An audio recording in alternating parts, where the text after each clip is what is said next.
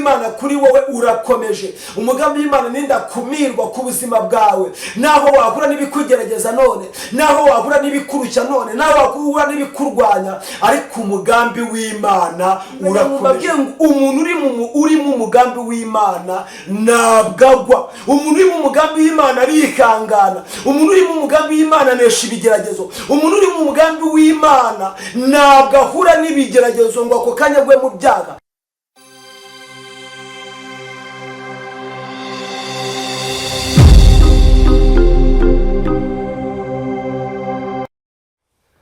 Yesu nashimwe. Haleluya, haleluya. Ndabakiriye mwese abankurikiye, yaba ari mu Rwanda, hirya no hino mu bihugu bitandukanye. Ndabasuhuje mwese kandi ndabakiriye mu ijambo ry'Imana. Imana ibaha umugisha. Ndashaka ko tuganira ku ijambo ry'Imana uyu munsi, rifite umutwe uvuga ku mugambi w'Imana, umugambi w'Imana ku buzima bw'umuntu, umugambi w'Imana ku buzima bw'umukristo. Turasanga mu gitabo cy'Itangiriro, turasoma ibice 50, turasoma umurongo wa 15, turongera dusoma umurongo wa 19, ubundi tuganire kuri iryo jambo ry'Imana. Imana ibaha umugisha cyane. Dutangire dusome ibice 15. Haranditse ngo bene se wa Yozefu babonye ko se apfuye, baravugana bati, aho ari Yozefu azatwanga, atwiture rwose inabi twamugiriye. Imana tugire neza cyane. Dutaruke dusome kuri 19. Yozefu arababwira ati, mwitinya, mbese ndi mu cyimbo cy'Imana. Ku bwanyu mwari mushatse kungirira nabi, ariko Uwiteka yo yashatse kubizanisha ibyiza, kugira ngo isohoze ibi biriho nonaha. Imana tugire neza cyane. Ni ijambo ry'Imana dusanze muri iki gitabo cy'Itangiriro.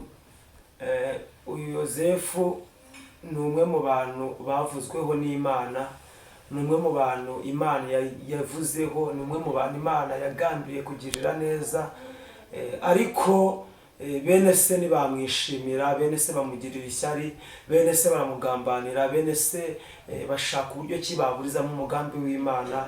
Ariko ndagira ngo ngubwire ngo umugambi w'Imana ntagupfa. Umugambi w'Imana urarindwa, ubuzima bwawe burarindwa, kuko Imana iyo yavuze ku muntu wayo irinda icyo yavuganye nawe, kandi ikakirinda ibihe n'ibihe. Imana itugirire neza cyane. Ndagira ngo mbabwire kandi turaza no kuganira ku bintu bimwe na bimwe, umuntu uriho umugambi w'Imana, ibintu bigaragaza umuntu uriho umugambi w'Imana. Ndababwira ibintu 3 bigaragaza umuntu uriho umugambi w'Imana, ariko kandi Imana irinda umuntu yavuzeho, ikamurinda ibihe n'ibihe. Reka tubanze dusenge, dushime Imana kandi sengera buri mumwe wese ugiye gukurikira ijambo ry'Imana, ugiye gukurikira ijambo. Uyu ari umuntu nkurikiye, hari uzumva iyi video n'undi munsi wari wose, ndasenga kugira ngo uyu muntu wese ugiye kumva iyi video, umuntu ugiye kumva amakuru, umuntu uzumva aya makuru, azagirirwe neza n'Imana. Umugambi w'Imana uzamubeho kandi Imana izakora ibikomeye ku buzima bwanyu. Imana ishimwe cyane.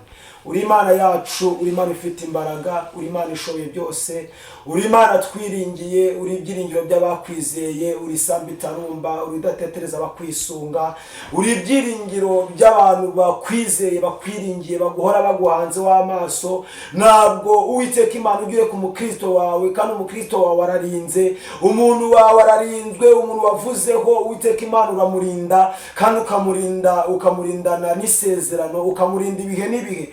Ndagushimiye Mwami kubera yuko uduteguriye umwanya nk'uyu nguyu wo kuba imbere yawe tuganira ku ijambo ryawe. Ndasenze cyane kugira ngo abantu bose bagiye gukurikira ijambo, bagiye kumvira ijambo, abantu bose bumvishije iri jambo bagire Uwiteka Imana impinduka bakira mu buzima bwabo. Ndasenze kugira ngo urengere abantu, ari abafite ibibazo, ari abugarijwe n'ibintu bitandukanye bitabanejeje, kubwira ijambo ineza yawe yururutswe no kubana na buri mumwe wese. Ari umuntu nkurikiye, ari uzumva iyi video, Uwiteka Imana Nyiringabo, ubudahangarwa bwo mu ijuru buzabe ku buzima bwe, icyubahiro cyawe kigomeze kuganza.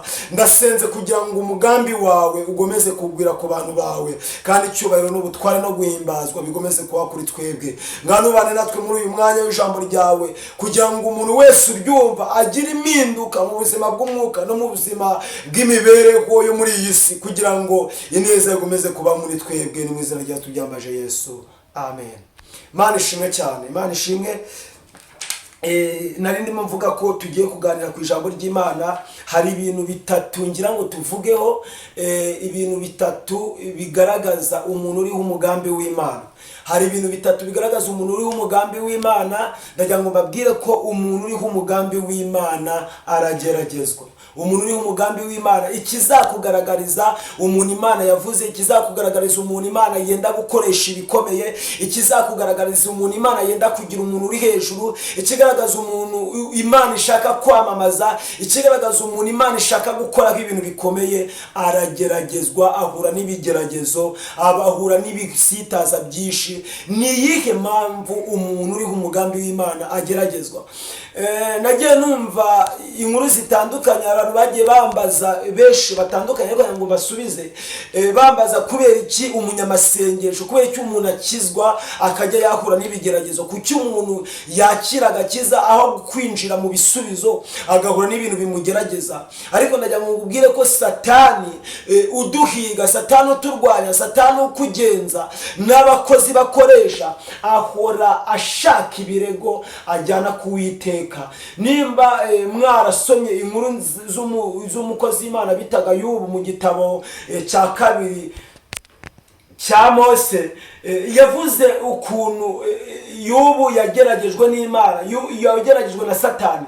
Yobu yari umukozi w'Imana, Imana yishimira, Imana yaramuhezagiye, Imana yaramuhaye ubuzima bwiza, Imana yaramuhaye ubutunzi, Imana imuha urubyaro, Imana imuha ubuzima, Imana imugirira neza. Ariko akorera Imana, anezeza Imana, igenda imuhaza, igenda imuzamura. Igihe kiza kugera Satani ararakara, Satani agira ifuhe, ngo aza kugira ikiganiro n'Imana, ngo abaza Imana itaka umukozi wayo, iramubwira ati Satani, urareba ukuntu umukozi wanjye Yobu anezerewe, urabona ukuntu yishimye, urabona ukuntu anejeje, urabona ukuntu amimbaza, urabona ukuntu anyiranikiye. Satani aramubwira ngo ndagira ngo ngubwire yuko igituma kunezererwa, igituma kwishimira, igituma gukora, igituma atajya gusambana, igituma atajya gukora ibyango, igituma atagutukisha, nuko wamuhaye ibintu byose, nuko wamuhaye ubutunzi, nuko wamuhaye umubiri mwiza, nuko wamuhaye abana, nuko wamuhezagiye mu bintu byose. Niyo mpamvu akunezererwa, niyo mpamvu nta cyatuma atagushima. Ariko aramubwira ngo nyemerera njyewe nkore ku bintu bye, nyemerera nkore ku butunzi, nyemerera nkore ku mubiri we, nyemerera nkore ku bana be, nyemerera ibintu bye mbigire muri mbi, nse nkaho mba mbimwatse, urebe ko adata kwihakana. Ariko Imana yitegereje umukozi wayo, yitegereje Yobu, ibona afite umutima wo kubaha Imana, ibona ntabwo yubaha kuko afite ubutunzi, ibona ntabwo yubaha kuko afite urubyaro, ahubwo yubaha kuko hari icyo yamenye, kuko yizeye Imana nk'umwami n'umukiza. Imana itugire neza cyane. Imana yemera ko Satani agerageza Yobu, ariko imwima ubugingo. Imana ijya yemera yuko tugeragezwa, Imana yemera ko twinjira mu bukene, yemera ko amadeni akubaho menshi, yemera ko uhomba. Ariko ndagira ngo ngubwire ngo umugambi w'Imana kuri wowe urakomeje. Umugambi w'Imana nindakumirwa ku buzima bwawe, naho wahura n'ibikugerageza none, naho wahura n'ibikurushya none, naho wahura n'ibikurwanya, ariko umugambi w'Imana urakomeje ku ku buzima bwawe. Imana itugire neza cyane. Satani aramugerageza ariko Yuba agomeza gusenga, Yuba agomeza kwihangana, amatungo yose rero agomeza kwihangana, ubutunzi bwose buragenda agomeza kwihangana, abana barapfa agomeza kwihangana, ibintu bimushira agomeza kwihangana, kugeza ku rwego n'umugore amwihakanye agomeza kwihangana. Mana ishimwe cyane. Abana barapfa agomeza kwihangana. Bishatse kuvuga ngo nta kintu na kimwe gikwiye kudutandukanya n'ubushake bw'Imana, gikwiye kutubuza gukiranuka, naho yaba ubutunzi, naho yaba ibintu, naho yaba umubiri, naho yaba abana. Nta kintu na kimwe gikwiye kugutandukanya n'umugambi w'Imana, gishobora gutuma udasenga Imana, udakiranukira Imana. Imana itugire neza cyane. Umuntu uriho umugambi w'Imana ahura n'ibigeragezo, ariko impamvu umuntu ageragezwa, impamvu uhura n'ibikurwanya, impamvu uhura n'ibikugora, impamvu uhura n'ibibazo bitandukanye, nuko Imana ibigambiriye kuzagukoresha, nuko Imana ibigambiriye kuzakugirira neza mu gihe kiri imbere. Imana itugire neza cyane. Mana ishimwe cyane. Ikintu cya kabiri kigaragaza umuntu uriho umugambi w'Imana, umuntu uriho umugambi w'Imana ntabwo apfa. Ikizakwereka umuntu uriho umugambi w'Imana ntabwo apfa. Baramurwanya, aho ari bamuroga, abarozi bamuhagurukira, abantu bamuhiga. Ijambo ry'Imana bavuga ngo bazacura inama zo kukurwanya, bazashaka imigambi yo kuguhiga, aho ari bazakoresha ubwenge, aho ari bazakoresha inama bakurwanya. Ariko umuntu uriho umugambi w'Imana ararwanywa, arahigwa, ararogwa, aragambanirwa, ariko kuko hari ikimana iba yavuganye kuri iyamuvuzeho ntacyaba.